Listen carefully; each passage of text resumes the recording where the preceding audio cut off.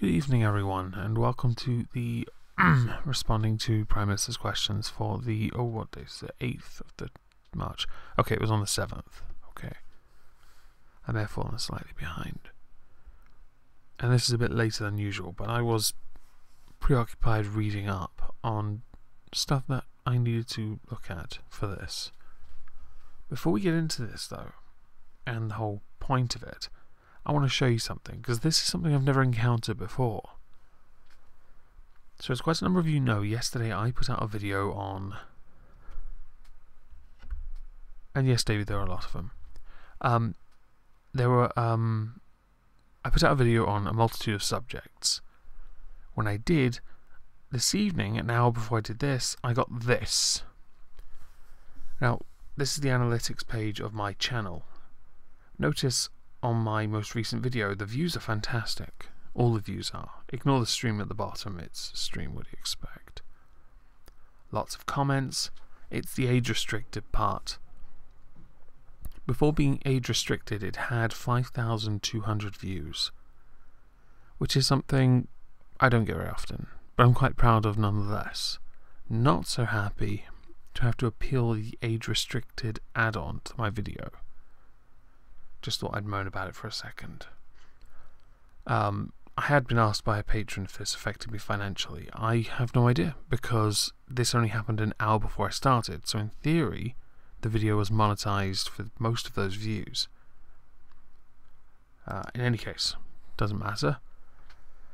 Moving on. So the format of this is basic and pretty simple. Every Wednesday, okay, nearly every Wednesday, there is a Prime Minister's questions, and I make it a point to go through the main 6 questions asked by the opposition and the 2 follow-up questions asked by the leader of the second largest opposition party. Yeah, I noticed, Pat did. Hello, Miss Steam. So I'm quite intrigued. This week, unlike previous weeks, I'm going to complain more about the SNP than I am about Labour or the Conservatives. There was a big flaw that I've now noticed about the SNP, but also some of the theatrics involved in Prime Minister's questions. It doesn't stop my desire to continue moaning about it, but it does shift my focus a little onto who I'm going to rail on. So, let's begin, shall we? The very first question asked. Okay, so this is quite long and irritating, and quite a number of the responses are quite long. But before we even do that, I just want to say, the Prime Minister is going to answer in a way that bugs me, and I want to build to it, I want to get to it. Then go continue drinking. Get some more booze in you. Anyway, the first... Right, so we'll ignore the first paragraph because it's the stuff to do with Salisbury. I don't care about that. Tomorrow is International Women's Day, a chance both to celebrate how far we have come on equality for women, but also to reflect on how far we have to go, not just in this country but around the world. Yes, you are, says if you're wrong stream. I just want to add that before I even get to the question, while it is good for us to lead as a standard and encourage where we cannot enforce people to treat others equally. Anyway, later today the Prime Minister is due to meet Crown Prince Mohammed bin Salman, the ruler of Saudi Arabia, although he's more in waiting. He's kind of second, he's the next person in line to the throne. I believe the current king has dementia and Alzheimer's, so it's not, and he's had a few health conditions. He's 85, so I'm not expecting him to live much longer, but I don't believe bin Salman is actually the ruler just yet. And as far as Saudi Arabia goes, we are going to get on to the subject of what they do and do not do, what they have and have not done really soon, and there is a lot of it. Despite much talk of reform, there's been a sharp increase in the arrest and detention of dissidents. Torture of prisoners is common. Human rights defenders are routinely sentenced to lengthy prison terms. and unfair trials and executions are widespread, as Amnesty International confirms. As she makes her arms sales pitch, will she also call on the Crown Prince to halt the shocking abuse of human rights in Saudi Arabia? Couple of things here. I don't know, or didn't know before I did this, much about our sales deal with Saudi Arabia. It had cropped up a couple of times in Prime Minister's questions over the last 2 years, I believe, but I wasn't paying much attention. So before we even answer the question, and I'm not going to put up any images for this because I've got so many tabs, it's ridiculous. Hello, Irate Bear. It's glorious to see you as always. There's a mention of a deal with Saudi Arabia. Now, the only thing I knew about Saudi Arabia was how they somehow managed to get on the UN Human Rights Council, or the UNHRC as it's more commonly known. I didn't know this. I didn't know how they got onto it, but I did find an article which indicated, and I'll read something from it, although it is The Guardian, so take it with a pinch of salt, but there are references to many, many sources, so you're welcome to go and peruse it, and there's a reference of WikiLeaks. Whether you want to trust that or not is entirely up to you. Britain conducted secret vote trading deals with Saudi Arabia to ensure both states were elected to the UN Human Rights Council according to leaked diplomatic cables.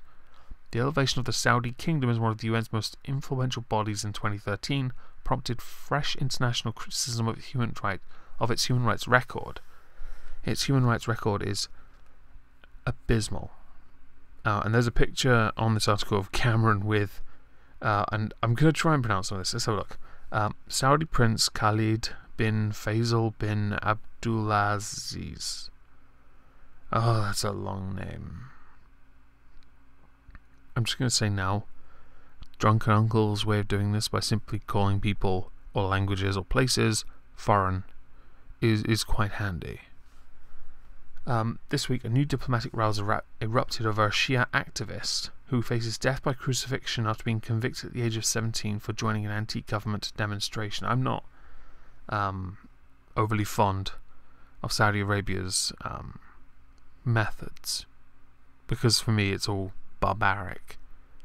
You can't claim to be one of the great nations of this world if you still have to use violence to get a point across, or to get the people to, quote, toe the line. Now, for those who don't know, there were further articles I had linked. I've got tabs, loads of tabs again. Remember last week I did a stream and I had like 50 tabs? Yeah, it's about the same this time around. Okay, so I'm going to close one. There was a follow-up article that British lawyers have been lobbying to have Saudi Arabia dropped from the UN Human Rights Council. Their membership to this key body expires in 2019, so they want them kicked out before, mostly because of what they actually do to their people. One of the reasons given was because it's contradictory and ironic. It is. If you still execute people, I don't think you respect human rights. And this is why because I'm not so well versed in this, and I've done most of my research today, I'm not going to take a position on whether the government should be making deals with Saudi Arabia. I'll let you all decide that for yourself. So, there was more to this. Where is it? Okay, a third. Right. There was a third article related to the UN Human Rights Council. They managed to keep its Human Rights Council seat while Russia loses bid in close vote. I don't want to be too sad here. Obviously, I didn't have time to look at Russia's current record on human rights. But don't they abide some basic human rights laws? Something which, at present, Saudi Arabia is way behind on.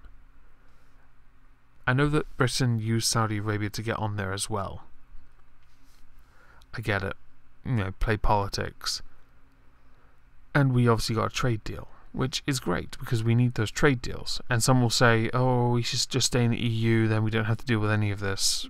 But it opens up a whole can of meh that I can't be bothered with. So the article on this from hrw.org, and all these are linked in the description if you're interested. So how did Saudi Arabia, which has been indiscriminately bombing Yemeni civilians for 18 months, just get re-elected to the Human Rights Council, the United Nations premier human rights body? Unlike Russia, whose failure to retain its council seat made the news last week, Saudi Arabia was able to slide safely back into its own chair. Why? Because it had no competition. Seats on the Human Rights Council are shared among 5 regional groups. This year, the Asia group put forward just 4 candidates for their 4 open seats on the council, effectively guaranteeing their election. Unsurprisingly, Saudi Arabia, China, Iraq, and Japan all won. Congratulations to all 4 of you for winning a competition where all 4 of you are guaranteed a seat. I'm closing that link now. What was the next article I had here?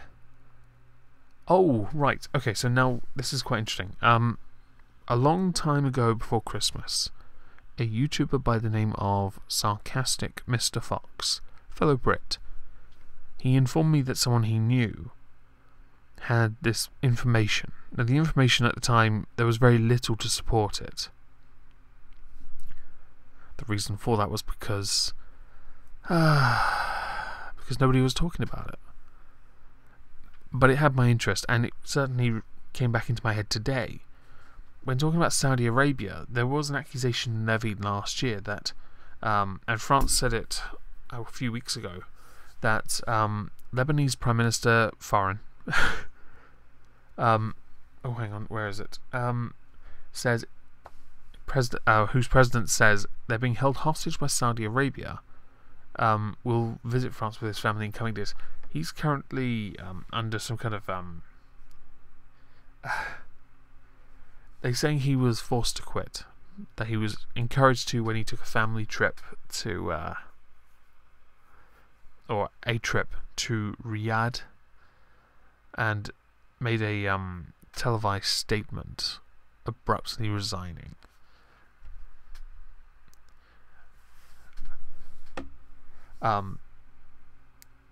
This problem kind of put Lebanon into a position on the front line of the Middle East contest for power, where it pit the Saudi-led bloc against Iran and its allies, including the Lebanese Shiite group Hezbollah. Hezbollah being a bit of a terrorist group. You know, they want to kill the Jews, nothing more. I can think of a few groups that like the idea of doing that.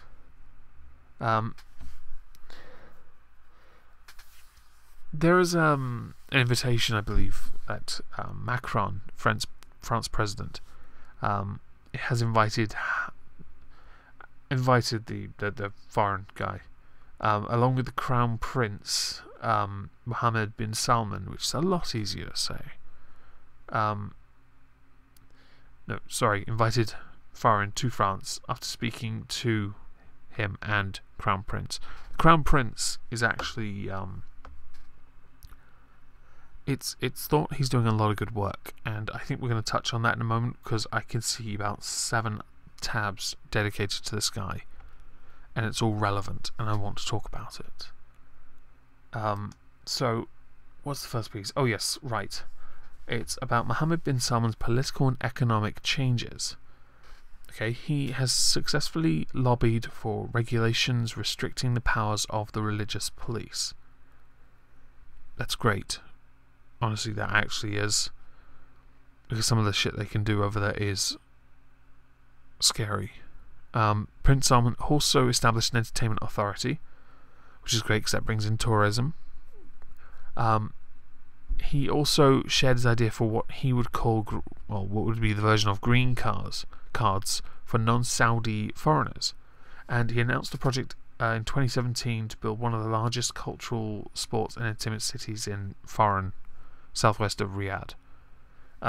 There was more about so he also is thought of as the person who tried to help remove the ban on female drivers in September last year, and he's also chipping away at the Saudi Arabia Wali system, which I'm not too familiar with, but I did pull it up.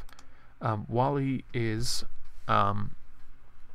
it is an Arabic word with a number of meanings, which include protector, helper, custodian, a man close to God, or holy man. And basically, wali is someone who has authority or guardianship over somebody else, which I think is fantastic. It shows that he's more of a liberal person than a conservative person, which is good. Not that being conservative is bad, but in this context, being more liberal is good, especially when it comes to giving people more and more of their own rights. Then again, your country is entirely based on a monarchy and absolute control, so it is kind of interesting. Let's close those. Now, in Premises Questions, he mentioned the meeting with Salman. There are two articles I found very quickly, and one is Mohammed bin Salman, the divisive Crown Prince of Saudi Arabia, arrived in London on Wednesday for a 3-day visit. He was greeted at the airport by Boris, had lunch with the Queen, and he will dine with blah blah blah blah blah.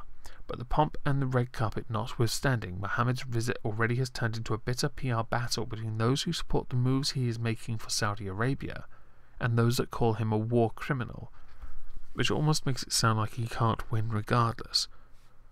I did a little digging on this Yemeni thing. I just don't understand it. If they're in fact doing as all the completely pointless attacking anything with a pulse kind of tactic, it's pretty fucking awful. It gets pretty dark, I have to admit. I do want to read a little more of this article. Maybe go to the BBC one instead, actually.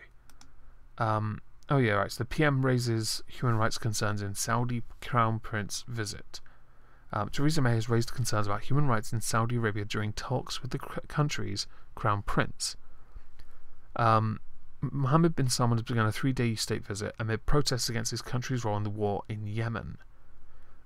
The PM said ties with Saudi Arabia have saved hundreds of UK lives, but she had urged full access for humanitarian aid in Yemen and a political solution. Labour leader and perpetual pacifist Jeremy Corbyn has accused the government of colluding in war crimes by selling arms to Riyadh. The 32-year-old Crown Prince, he's the same age as me, seen by some as a modernising force in the Gulf state, held talks with Mrs. May and cabinet ministers number 10 ahead of a summit at Chequers on Thursday, which is interesting. The Crown Prince, who is regarded as being heir presumptive to the 82-year-old King Salman, said there were huge opportunities to boost trade between the two countries while the UK and Saudi Arabia had to work together to deal with failed states, terrorist and extremist organisations in the Middle East. The subject of terrorism and extremism is going to come up later in PMQs, so I just want to just put that on the back burner. The UK hopes to capitalise on Saudi plans to open up and diversify its economy by agreeing up to £65 billion in mutual trade and investment opportunities over the next 10 years, as well as a significant role for the UK in advising on the modernisation of the Saudi school system, which is awesome. Obviously, I can't condone what has been going on in Yemen. Can't condone it in the slightest. But what this guy is doing, I mean, I get the feeling with some of the ways, the way that Jeremy Corbyn speaks, he'd rather that this guy become the king now and simply snap his fingers and it's all done, not understanding that it's a very complex situation. The bombing part, I'm sure it's not as complex. I bet it is just a case of, I'll just push this red button today.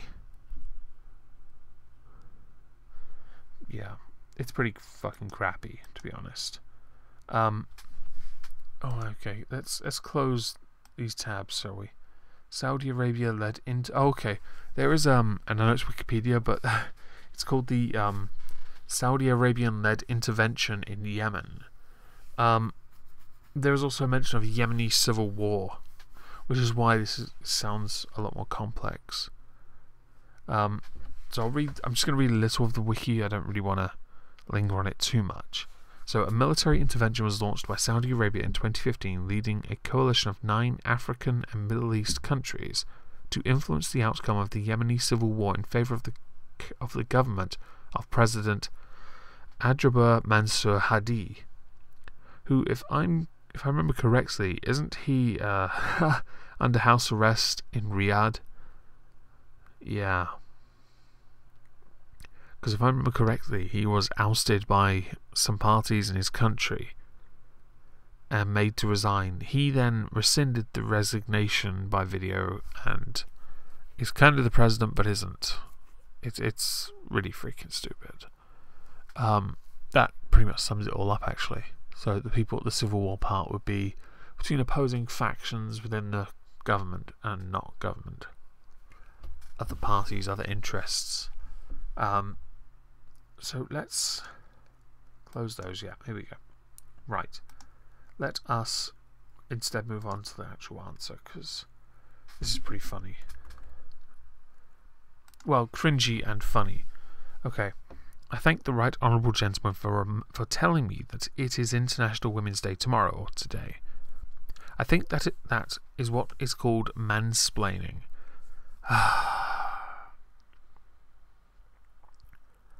I just want to say now, when she delivered that with all the laughter, my skin crawled. I cringed harder than I've ever cringed in my life. Okay. I look forward to welcoming Crown Prince Mohammed bin Salman from Saudi Arabia to this. Oh look, I didn't hear this. Interesting. I didn't hear the honourable member shout shame on you. I mean, that's interesting. I didn't hear that. And interestingly, the speaker never admonished for that. Okay, so that actually does raise a point. Later on in the video of this, it gets to the point where I don't know why the speaker's not calling for order. Because he could have and should have. It got very loud and quite unprofessional. Although you could say professional for people who spend their entire careers moaning about every tiny aspect. So, Labour backbenchers are shouting shame from a sedentary position. I say to those backbenchers that the link we have with Saudi Arabia is historic and important, and has potentially saved the lives of hundreds of people in this country. The fact that this is an important link is not just a view that I hold. The Shadow Foreign Secretary said this morning, our relationship with Saudi Arabia is an important one. The Shadow Foreign Secretary, I believe, is Emily Thornberry. Yeah. Oh, and something of interest that had only occurred to me recently. So Labour preaches about diversity, inclusivity, all that nonsense. The leader of their party and the deputy leader of their party are both straight white men. Let that sink in. So, she went on to say that doesn't mean we should be pulling our punches. I agree, which is why I will be raising concerns about human rights with the Crown Prince when I meet him. As the Right Honourable Gentleman started on the issue of International Women's Day, I welcome the fact that the Crown Prince will be sitting down with, as the guest of, a female Prime Minister. A point that gets brought up quite a lot. I do want to say that, yeah, they did illegal war as well. I know people say, oh, it wasn't, it was a preemptive war as a redemptive cause and that bollocks and that fuck off with that nonsense. Okay, it was embarrassing. I know that so many people say that though, Carlos. People seem to not know that Jeremy Corbyn voted against all military action the government has ever taken. He's a pacifist. He's always against it. He protests against it. He's always at them. If you've ever seen a protest against the Iraq War, he's usually there. As far as the subject of the Saudi prince and our trade deal goes, I'm not totally... Yeah, true. I'm not overly fond of the idea of selling weapons to people, but I am aware that it is one of our exports. What they do with their export is up to them. If they then start to harm people, then yes, of course, we should start to either alter the terms of the agreement while trying to respect the boundaries, which is hard because they could just as easily pull the plug. The amount of money on the table has to cause us to pause. We have to be careful how we deal with it. So talking about human rights in Saudi Arabia, which is slowly starting to change, yes, of course, we all wish it was simply done, but it's not going to be. It will never be that way. It will have to take time. I know that sounds unfair, but unfortunately you cannot rush some countries' social evolutions. Ours has been pretty quick, but that's not to say those that are held back, and that's not to say that all nations are held back by religion, but I will argue that Islam as a whole holds back nations for quite a long time. And it causes others to slow down when it bleeds into that country's earlier held culture before it has, taken over. And hello, Irate Bear. So, as far as this all goes, I'm not totally against the idea of selling them arms, but I do like the idea that we're going to try and challenge them a bit more to do more. Hope they do more to help get women the rights they deserve, free people from the restrictions of religion, because that's a big problem. But then again, that is another thing of how do you tell a monarch who's also your prime minister how to run a country, especially when they have Alzheimer's. I'm just saying. So after that we go to this, and I had to do this separately because the question and the answer were quite big. A year on, the government are still suppressing a report on the funding of extremism, which allegedly found evidence of Saudi funding going to terrorist groups here in the UK. And now, just to clarify, the word allegedly can be absolutely dismissed. Without the actual report, don't spread lies, which is what it is until the report is published. Okay? Thus threatening our security. When will that report come out? Now, that's not the actual question. He asks another further down. Hopefully that report will come out soon, by the way, but if I remember correctly, the Prime Minister does cover that quite well, to the point that actually makes it quite clear that not everyone is allowed to see it. So he actually has access to it, he just hasn't bothered. Oh, and Morthana, I don't usually enjoy them either, and I'm the one doing it. The anxiety is a killer. So, a humanitarian disaster is taking place in Yemen. Millions face starvation, 600,000 children have cholera because of the Saudi-led bombing campaign and the blockade. 600,000 children with cholera is something that everyone in this house should take seriously. He said that because people were jeering. Germany has suspended arms sales to Saudi Arabia, but British arms sales have increased sharply, and British military... Well, someone had to take up the slack. British military advisors are directing the war. Citation needed. It cannot be right that the Right Honourable Lady's government are colluding in what the United Nations says is evidence of war crimes. Will the Prime Minister use her meeting with the Crown Prince today to halt the arms supplies and demand an immediate ceasefire in Yemen? Oh, that's a waste of a question. Okay, so I'm going to say that I think that, as I've said, it's a waste of a question because she's already indicated she's going to bring up the human rights issue. If at any point she was going to indicate that the trade deal was off, that would have been a very public statement. There's no way we're going to sacrifice trade deals, which is what he would happily do instead of...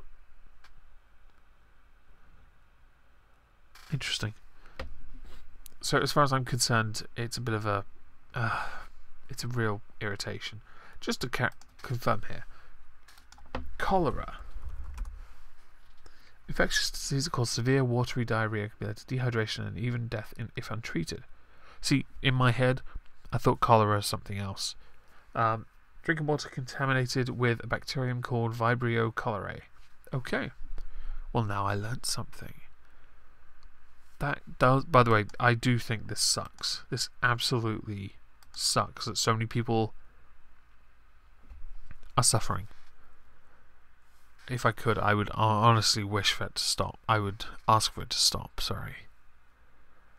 But again, this is a tricky one. The reasons for that particular fight, I don't understand. I do not understand why it has escalated as much as it has. Whether it's a war crime or not is debatable. So the Prime Minister responded, and this is quite long. So I apologise. Yeah, see, this is why I couldn't fit it on one page. The Right Honourable Gentleman raised 2 questions. Interesting to note, he only gets 6, but he actually asked 7 this time. Taking liberties much. On the first point about the Home Office's internal review, the government are committed to stamping out extremism in all its forms. When I was Home Secretary, I launched the counter-extremism strategy. Now we should talk about that for a minute, because I do actually have that open. Right. Okay, so the counter-extremism strategy is about countering all forms of extremism, violent and non-violent, Islamist and the neo-Nazi.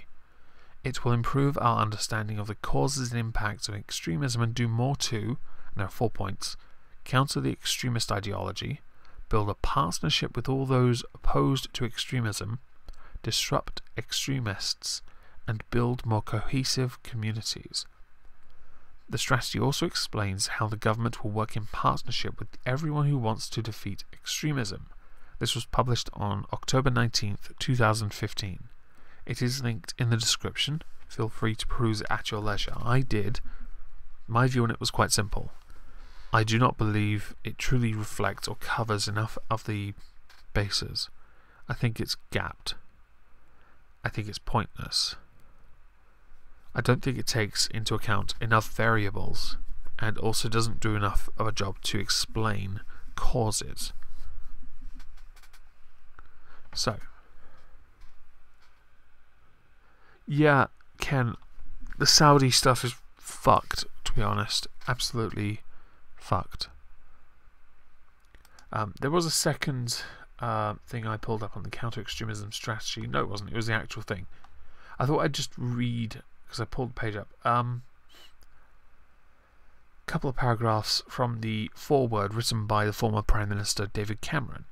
So, over generations, we in Britain have built something extraordinary. A successful, multiracial, multi-faith democracy. Our country today is more vibrant, buoyant and diverse than ever before in our history. There is still more to be done to defeat racism, promote genuine equality of opportunity, and build a more cohesive society. But I believe it is right to say that Britain is on the rise, strong and growing stronger with each new day. Our success is underpinned by our distinct British values, the liberty we cherish, the rights we enjoy, and the democratic institutions that help protect them. I'd like to believe this is true, and one of the paragraphs I noticed that stood out, well, 2 in fact. One of the greatest threats we face is the scourge of extremism from those who want to divide us. We see it in sickening displays of neo-Nazism, Islamophobia, anti-Semitism, and of course Islamist extremism. I like that he put Islamophobia there, almost on par with extremism of Islamist extremism. I don't think they could be compared.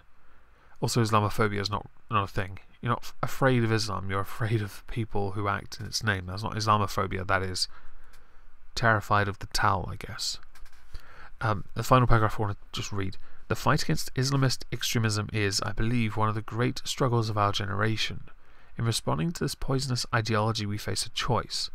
Do we close our eyes, put our kid gloves on, and hope that our values just hope that our values will somehow endure in the end?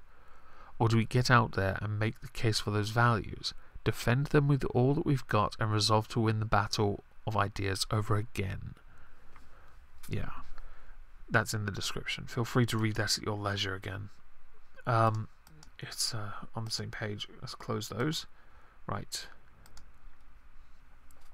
My right honourable friend, the current Home Secretary, has appointed our counter-extremism commissioner. The review gave us the best picture of how extremists operating in the UK sustained their activities and improved our understanding of that.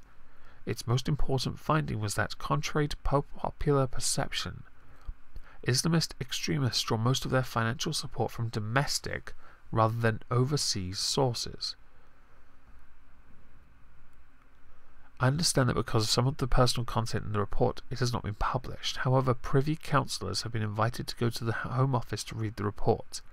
That invitation was extended, I believe, to the Shadow Home Secretary, so she and other Privy Council colleagues on the Labour front bench are free to go and read the report. For the longest time, Jeremy Corbyn wasn't a member of the Privy Council. As leader of the opposition, he's entitled to. The problem was, and the reason it took so long, was because he didn't want to kneel and kiss the Queen's ring. That's kind of part of the ceremony. He doesn't like the monarchy that much.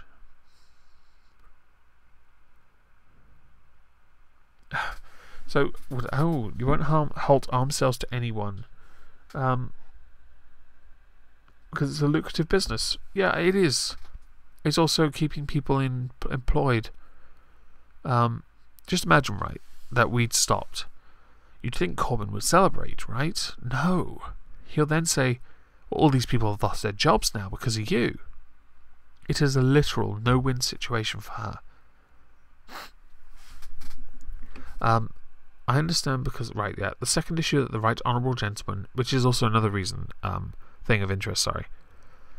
If you are a member of the Privy Council, before gentleman or lady or woman, you get to say Right Honourable to the member of the Privy Council. It's an interesting little perk. Was raised by the humanitarian situation in Yemen. We are all concerned about the appalling humanitarian situation in Yemen and the effects that it is having on people, particularly women and children. Fuck men. That is why the government have increased our funding for Yemen. For 2017-18, we increased it to over £200 million.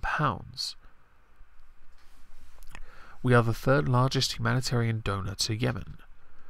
I heard Yemen so many times now, honestly, and every time I think of the word think of Yemen, I think of Chandler Bing. We are all delivering life-saving aid that will provide nutrition support for 1.7 million people and clean water for 1.2 million. I was pleased that when I went to Saudi Arabia in December, I met the Crown Prince and raised with him the need to open the port of Varan to humanitarian and commercial supplies. I am pleased to say that Saudi Arabia then did just that. This vindicates the engagement that we have with Saudi Arabia and the ability to sit down with them. Their involvement in Yemen came at the request of the legitimate government of Yemen.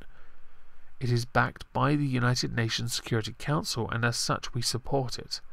That then, to me, explains that what Jeremy Corbyn has said is bollocks. Which I don't like to say when it comes to Saudi Arabia, when I've been reading enough to think, holy fuck balls, these people are insane.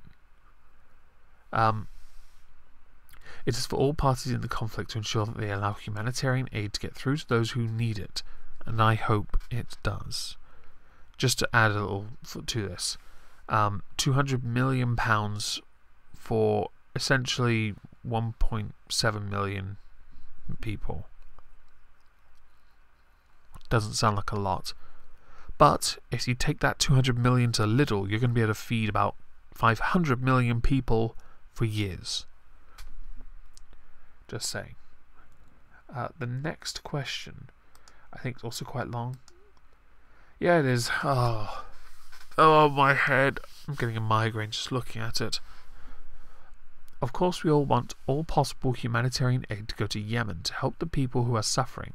But to refer the Right Honourable Lady to the remarks made by the former International Development Secretary, the Right Honourable Member for Sutton Coldfield, who said, "We must not be afraid to condemn the nightly attacks on Yemen by the Saudi Air Force that have killed and maimed innocent men, women and children. There has to be an urgent ceasefire to save lives in Yemen. Why does the Prime Minister think that rough sleeping fell under Labour but has doubled under Conservative..." Do you notice here that... Oh, this one's a tricky one. Okay, so while my headache grows, I just want to point this out. How do you manage to transition from one subject to another without any kind of segue, any kind of break to explain that you're changing conversation direction? By the way, the Saudi questioning, I actually didn't mind. I really don't. I also don't mind the next questions you ask. But I have to say, it's a terrible way of making that jump from one to another. If you weren't filling up your questions with bump to begin with, your questions would just be questions. He's comsplaining. Yes, he is. Okay. The subject of rough sleeping is quite complicated, and there are a number of links I've put in the description for this. For example, there is a table that covers from 2010 to 2017 of rough sleepers in the rest of England, not the United Kingdom. Okay? So, the numbers have gone up quite a bit. London, it's not been as much of a climb, but outside of London, it has been quite a climb. Okay? And the statistics are taken from Rough Sleeping Statistics Autumn 2017, which I actually have as a .gov statistic in the description. Now, the article I have for this says, rough sleeping in England has increased for the 7th consecutive year, official figures show, and charities say even this steep rise fails to capture the true level of street homelessness. Of course not. You cannot account for all homeless people. Census don't pick it up, because if you're homeless, how do you fill it in? And also another interesting thing, I saw this in my town today. We have no issue, we have rough sleepers, we actually start getting them, people sleeping in shop sort of alcoves. Some of the shops now have signs, no beggars, it's illegal or something, which I actually think is unfair. I get that there are some people who are, quotes, professional beggars, but I don't think you should make it illegal. Maybe it's just me though, huh? There are quite a number of sources on the .gov website for homelessness, and we're going to be talking more and more about this as this stream progresses, because this is the new theme. Okay? To respond to the first question raised by the Right Honourable Gentleman on the conflict taking place in Yemen, we have encouraged the Saudi Arabia government to ensure that when there are all allegations of activity taking place that is not in line with international humanitarian law, they investigate them and learn the lessons. I believe something like 55 reports have already been published as a result of that. On arms exports to Saudi Arabia, the Right Honourable Gentleman seems to be at odds with the Sharon Foreign Secretary once again. This morning she said the arms industry is not something that she is seeking to undermine as long as it is within international law. That's probably because, unlike him, she's not a pacifist. She went on to say that she thought the UK can sell arms to any country as long as they are used within the law. We agree. This country has a very tight arms export regime, and when there are allegations of arms not being used within the law, we expect that to be investigated and lessons to be learned. No mention of suspending, which I think is something that Corbyn has over her in that regard. On rough sleeping, nobody in this house wants to see anybody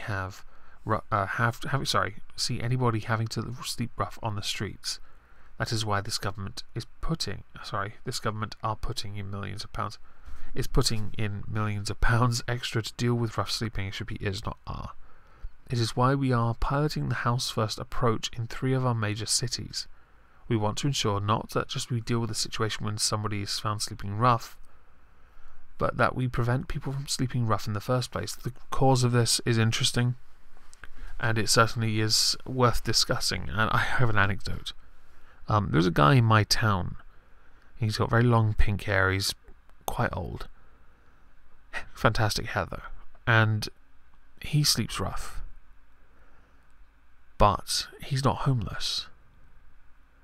He's got an apartment in the town centre. The only reason he sleeps rough is because he has mental issues. He forgets that he has a home. He's not got Alzheimer's. He's drug-addled. It's just one of those things. And those types of causes, from excessive drug use, they should be considered when regarding the numbers here. The causes of homelessness and rough sleeping are important. But as we're going to notice in the next question or two, the goalposts are going to shift on both sides here. So, where is it? There it is. Okay. In November, the Chancellor of the Exchequer announced a rough sleeping task force and £28 million for 3 pilot schemes to tackle homelessness.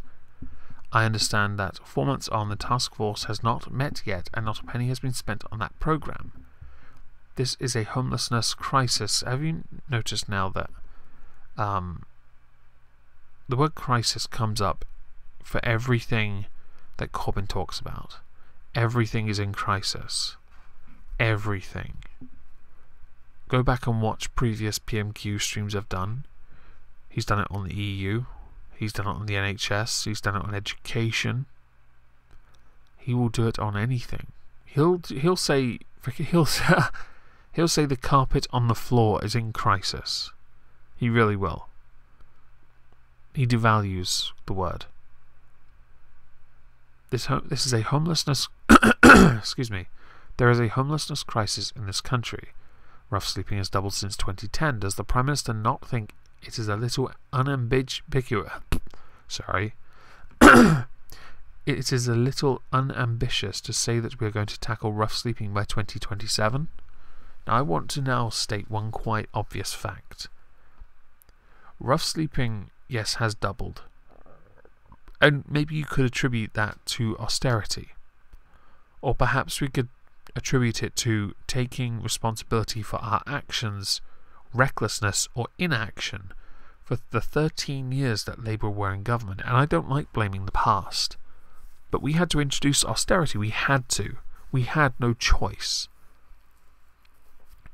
And I know you opposed a lot of the policies of the previous Labour government. I know. That's why you were a backbencher all your career, because you were just nobody. But the problem was, that could be seen as inaction when it came to dealing with the fact your party was spending beyond its means. Which I think is a key element here. You can spend all the money you want if you really want to. You can just keep borrowing, keep getting those gilts. Go on, go for it. Do the glorified IOUs that will eventually cost us so much in debt interest that basically we'll have nothing. Keep doing it. It's fine. It's someone else's future politicians' problem. But even if the numbers have gone up, it doesn't explain. Explaining why they're homeless is key. And taking responsibility, if it was in fact austerity that caused it, is also key, because then you could then definitely blame all current year problems on Tony Blair, the philanthropist. So the Prime Minister replied, "We are going to eliminate it by 2027, which I think is optimistic. You have 9 years to eliminate homelessness in this country. And we are certainly going to talk more about homelessness soon. Perhaps it would be helpful, Mr. Speaker, if I was to update the Right Honourable Gentleman. The task force he referred to has in fact met. It met today," which got a lot of laughter. "More importantly, the Right Honourable Gentleman has asked me this previously. It is not the only group of people we bring together to look at rough sleeping. We'll spend our way out of recession, yeah. We have an expert advisory group that has been meeting over recent months, and those reports, information and expertise are being put into that task force. It'd be nice to see those reports, to be honest. The Right Honourable Gentleman talks about homelessness. Statutory homelessness is less than half its peak in 2003, which is true. I looked at the numbers. But we recognise that there is more to do. That is why we want more homes to be built, which is also another thing that we hadn't been able to do for a long time. In fact, it was pretty shitty even under Labour. House building with population increase, it never quite matched. Where was I? Oh yeah, we want a roof over their head. Oh yeah, so on rough sleeping, of course we want people to have a roof over their head, but about half of rough sleepers have mental health problems, which I certainly talked about with the guy in my town. That is why we are putting more money into mental health. That is why it is not just a question of improving figures, it is a question of changing people's lives around. If the right honourable gentleman really cares, which he does about homelessness, I will say credit to him on this one, because the very first question he ever asked in Prime Minister's Questions was against Maggie Thatcher, and he absolutely hammered her on the homelessness issue in London. He went apeshit at her. He was proper aggressive. I thought it was brilliant. If the right honourable gentleman really cares, he will look at the complexity of this issue and recognise it is more than giving people a roof over their head. It is about dealing with the underlying problems that lead to them rough sleeping in the first place. And let's have a look at this in the chat. If I didn't have friends, I'd be homeless. Well, I would have said if it hadn't have happened with who you live with now and previous, I'm sure I could have fit you in my bed. Yeah. Could have tits that me. So, the next question. Let's go to question. It's number 5, I believe, now. Right. Forgive me if I'm weary. So, I'm glad that the government showed such urgency in setting up this task force that it took 4 months to have a meeting of it. Nice. No point just, like, acknowledging that it got on. Throwing a little shade helps. And it has still not achieved anything that you know of. Although, how he defines achieved anything is subjective as well. Because if it was to publish findings and solutions, that wouldn't be enough for him. He'd then say, yes, but there are still people actually on the street, which actually is the correct one. The concern should be to get the people off the street. I volunteer in my... Okay, so you got a letter from someone, and it says, I volunteer in my hometown of Southampton to feed the homeless because of the lack of care and help for these individuals is a disgrace. He goes on to point out the number of unoccupied buildings in his town and many others. Which... let's talk about that, shall we? Jeremy Corbyn, one of his solutions for homeless people and Grenfell Tower people is to take all the houses that are empty, that are owned by foreign investors, all the empty buildings, and just give them to homeless people. I don't agree with this, but what gave them the ability to buy the properties in the first place? Shall we go back, I don't know, to the time of 1996 to 2010, shall we? When those lovely immigration laws got relaxed a bit, and people were buying up our properties, not building houses to compensate for that, which has been proven to be the case. Labour were not building enough council homes to cover the cost of the ones that were being sold, when they had pledged to replace every council home that got bought.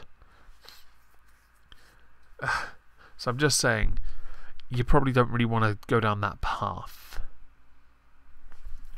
Government cutting homelessness service, homelessness, that's such a horrible word to say, by 45% since 2010 has had some effect on the number of people who are rough sleeping. Wait. Does the Prime Minister believe that her government cutting... Right. Sounds very Romanian, yes, it does.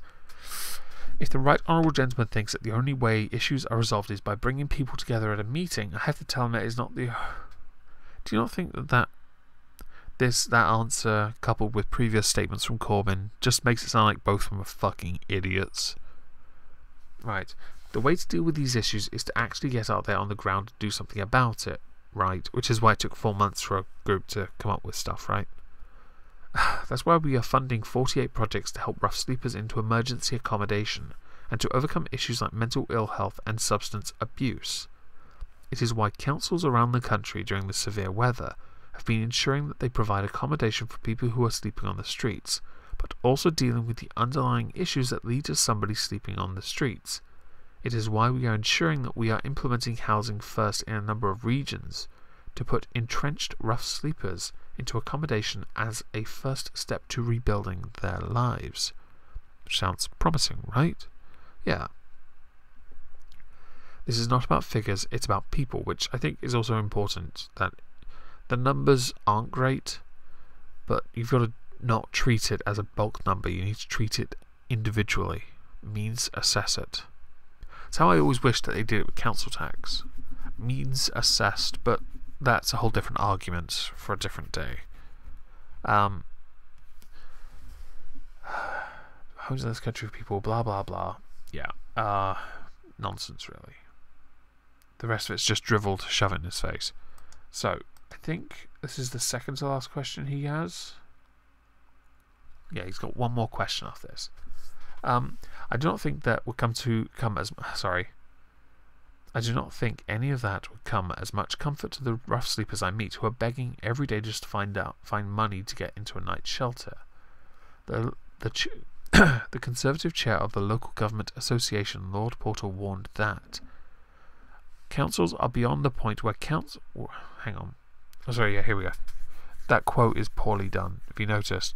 Councils are now beyond the point where council tax stops, but it's not, can plug the gap. That is a result of the government's slashing of council budgets and passing on the buck. After this deathly cold winter, we have more than twice as many people sleeping rough on our streets. Just one step away from that fate are 60,000 homeless households. Wait, what? Does that not sound... He could have gone with, like, homeless families rather than homeless households, because that sounds like a contradiction. In temporary accommodation. We are the 5th richest country in the world, so now we can talk about that, shall we? Yes. This is fun. So, I pull up the list, and I can't pull up the image because I didn't. List of countries by homeless population. So, the current homeless population in Australia, 105,000, which is 0.43 of the ratio of people in their country. That's polled from 2011. Wouldn't mind something more recent. Let's go with a bigger country, shall we? Let's go with China. China has 2.5 million people homeless, which is 0.18 of its population. That's from 2011. Let's go on. Shall we go to Germany? 860,000, pulled from 2016, which is 1% of their population.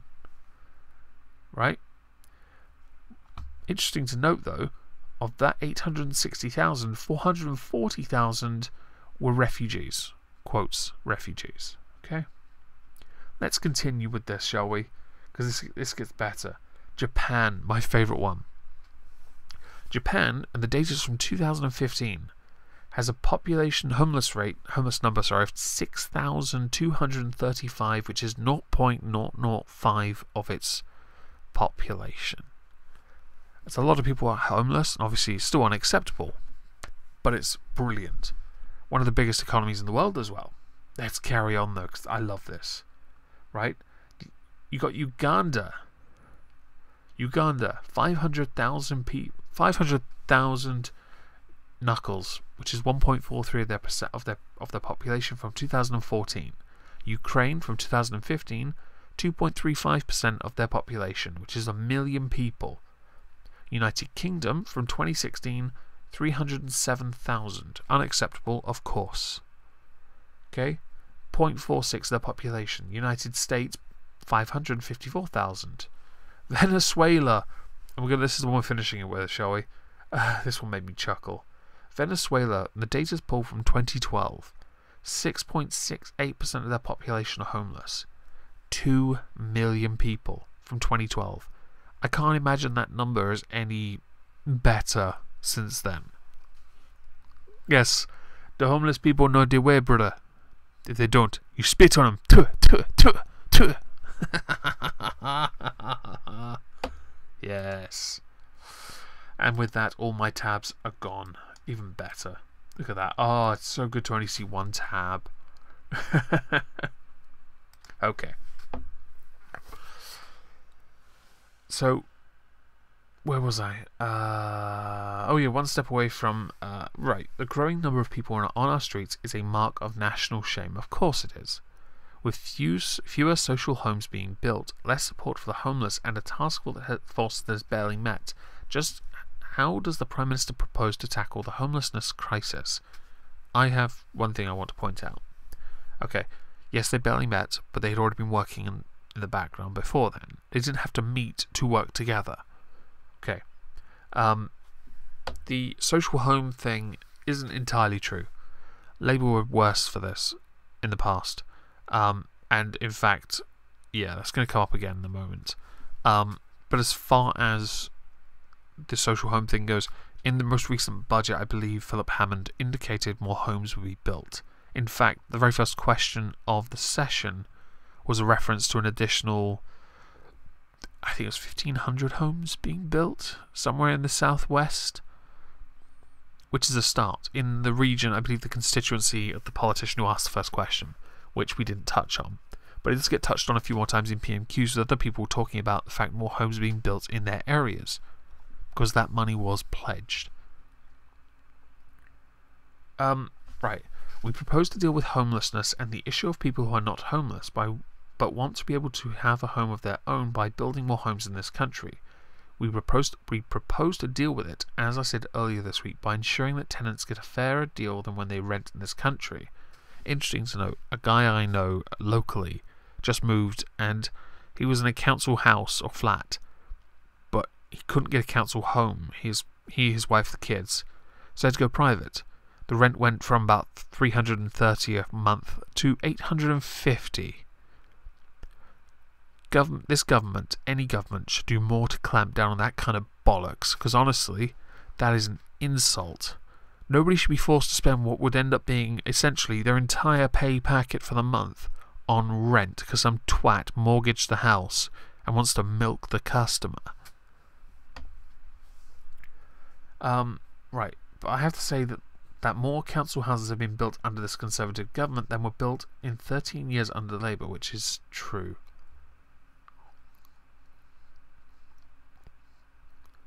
Really? Wow. More social housing has been built in the last 7 years than in the last 7 years under the Labour government. If the Right Honourable Gentleman wants to look at the record in relation to housing, he should look at the record of the last Labour government. There was an interruption, so we're going to... I believe this will be it. Oh yeah, so the speaker interrupted. Right, the record of the last Labour government on housing was described as a crisis, bringing misery and despair. Who said the last Labour government's record was bringing misery and despair? It was the leader of the opposition. The Right Honourable Gentleman said that Labour did not have a good record on housing, and I agree. It is the Conservatives who are delivering the homes the country needs. Right, so those are the 6 questions from the leader of the opposition.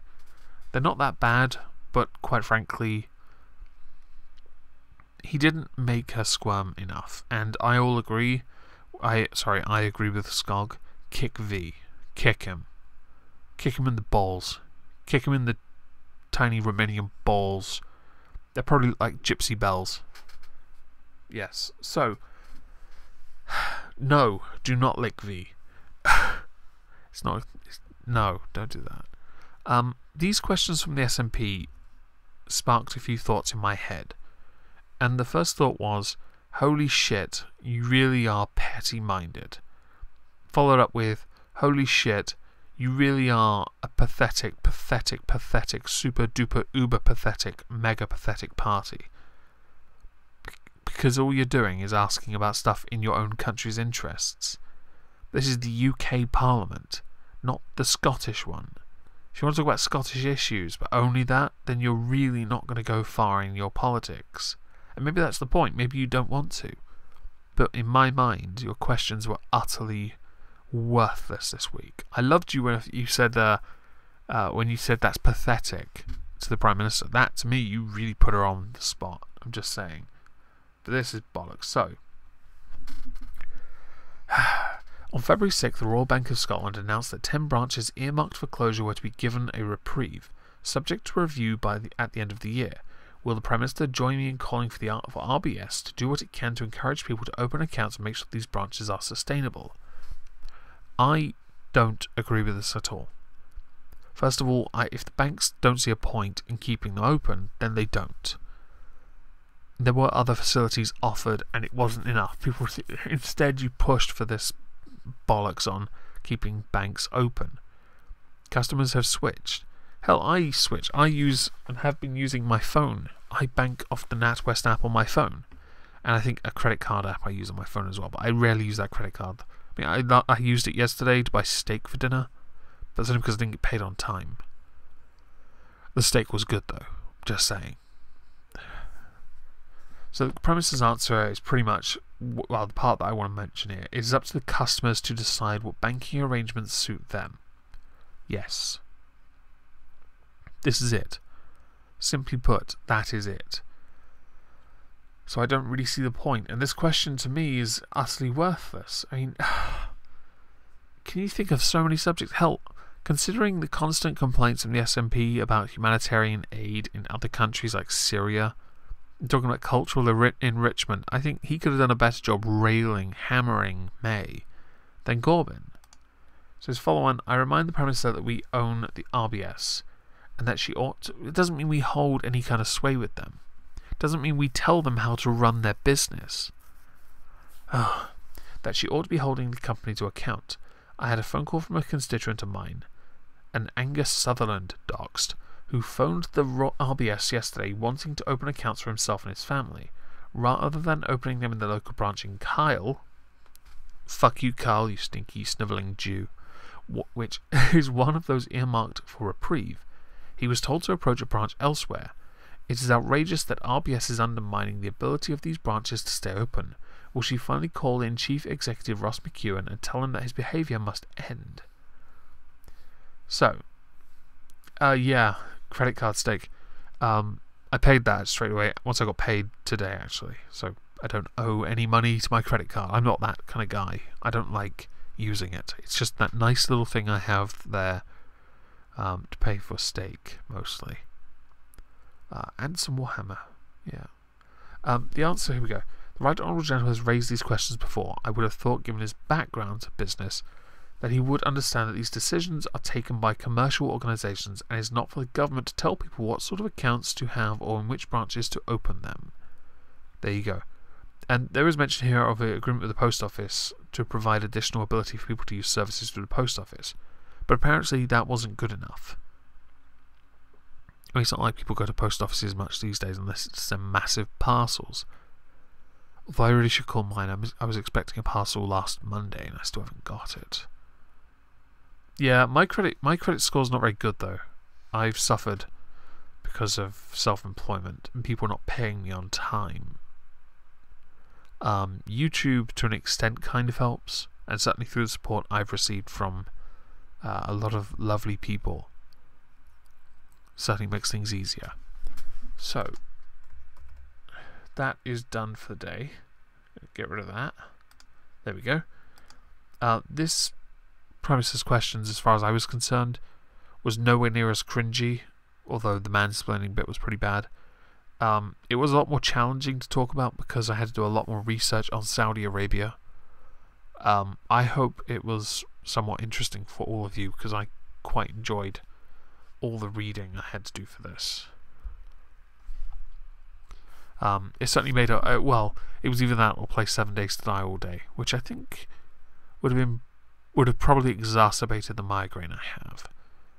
So with that, I'm gonna call it. Thank you all very much for joining me, and I hope you all have a lovely evening. Good night.